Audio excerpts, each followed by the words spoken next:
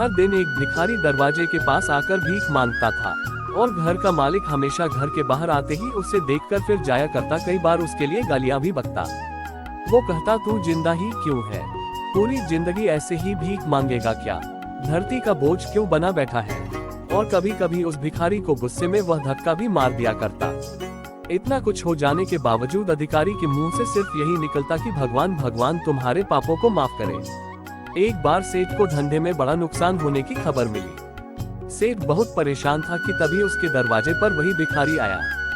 गुस्से में अपना आपा खोते हुए सेठ ने उस भिखारी को पत्थर दे मारा। पत्थर लगने के कारण भिखारी का सर फूट गया और उसके सर से खून बहने लगा। फिर भी दर्द से कराहते हुए भिखारी ने इतना ही कहा, भगवान तुम्हारे पापा को माफ करे। भिखारी वहां से चला गया। सेठ सोच में पड़ गए। भिखारी को पत्थर मारा, फिर भी उसने सिर्फ प्रार्थना की।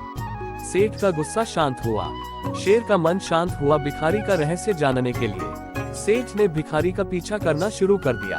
भिखारी जहाँ जहाँ जाता सेठ उसके पीछे जाता। सेठ ने देखा कि कोई उसको खाना देता, कोई उसको मारता, कोई अपमानित करता तो कोई गाली देता। लोग भिखारी के साथ चाहे जैसा व्यवहार करते, लेकिन भिखारी सबके लिए एक ही प्रार्थना करता, भगवान तुम्हारे पाप माफ करे। अब रात होने को आई थी। भिखारी अपने घर जाने के लिए लौटा। वो अपने घर पहुंच गया, लेकिन सेठ अब भी उसका पीछा कर ही रहा था। एक पुरानी टूटी हुई खटिया पर एक बूढ़ी औरत लेटी हुई थी, काफी कमजोर और बीमार लग रही थी। वह भिखारी की पत्नी थी। अपने पति को वापस आता देख वह खाट से उठ खड़ी हुई। पत्नी ने अपने पति के भीख वाले कटोरे में देखा, उसमें सिर्फ आधी बासी रोटी थी। उसे देखकर वह बोली, आज बस इतना ही मिला, और हाँ, आपके सिर से खून निकल रहा है, ये चोट कैसे लगी? बूढ़ा भिखारी बोला, आज बस इतना ही मिला, किसी ने कुछ दिया ही नहीं। सब ने गालियां दी और एक नए पत्थर भी फेंकना, इसलिए मेरा सर फट गया। एक गहरी ठंडी सांस लेकर बूढ़ा भिखारी फिर से बोला, यह मेरे ही पापों का फल है। तुम्हें याद है कुछ सालों पहले हम कितने अमीर थे? क्या कुछ नहीं था हमारे पास? हमारे पास हर चीज जरूरत से ज्यादा थी, लेकिन हमने कभी दान नहीं किया। और उससे भी बुरा हमने उस अंधे भिखारी के साथ किया जो हमारे द्वार पर भीख मांगने आया करता था।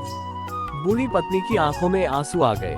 वह बोली, हाँ, हम उस बेचारे अंधे के साथ बहुत बुरा करते थे, उसका अपमान करते थे, उसे खाने के लिए रोटी की जगह कागज दिया करते, उसका मजाक उड़ाया करते और कभी कभी मारा भी करते। मैंने कभी उसको रास्ता नहीं दिखाया। एक बार मैंने उसके मुंह पर मिट्टी भी फेंकी थी और वह हमेशा दुखी होकर यही कहता कि भगवान तुम्हें तुम्हारे किए की सजा देगा, भगवान तुम्हारे पापों की सजा जरूर देगा। उसका श्राप सच हुआ और हम इस दुख भरी जिंदगी में आ गए। भिखारी बोला, हाँ, उसका श्राप सच हुआ, इसलिए मैं किसी को बददुआ नहीं देता।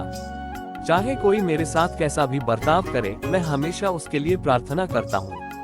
मैं नहीं चाहता कि कोई भी हमारे जैसे जिंदगी का अनुभव करे, किसी को भी हमारे जैसे दुखों का सामना करना पड़े। वो नहीं जानते कि वह कितना बड़ा पाप कर रहे हैं, इसलिए अनजाने में हुए पाप की ऐसी सजा किसी को भी मिले मैं नहीं चाहता। सेठ वहीं पर छुपकर यह सारी बातें सुन रहा था। अब उसे सब कुछ समझ में आ गया था। भिखारी और उसकी पत्नी ने वह आधी रोटी मिल बांटकर खाए और भगवान को धन्यवाद बोलकर सो गए। अगले दिन बड़ा भिखारी फिर से भीख मांगने गया। सेठ के घर के पास जाते हैं। सेठ ने पहले से गर्म रोटी या उसके लिए निकाल कर रखी थी। उसे देते हुए सेठ विनम्रता से बोला, माफ कर दीजिए बाबा, उससे बहुत बड़ी गलती हो गई। बूढ़ा भिखारी बोला, भगवान तेरा भला करे। इतना कहकर वह आगे निकल गया। इस कहानी से जो सीख लेने लायक है वह बड़ी ही सिंपल है कि आदमी चाहे किसी के बारे में बुरा कहे या भला करे, लेकिन भगवान सिर्फ कर्म के हिसाब से उसको फल देता है। क्या हुआ अगर भगवान नहीं दिखता है, लेकिन यह बात बिल्कुल सच है, उसके खाते में सबका हिसाब बहुत बहुत पक्का होता है। इसलिए जब किसी के लिए कुछ भी करो तो अच्छा ही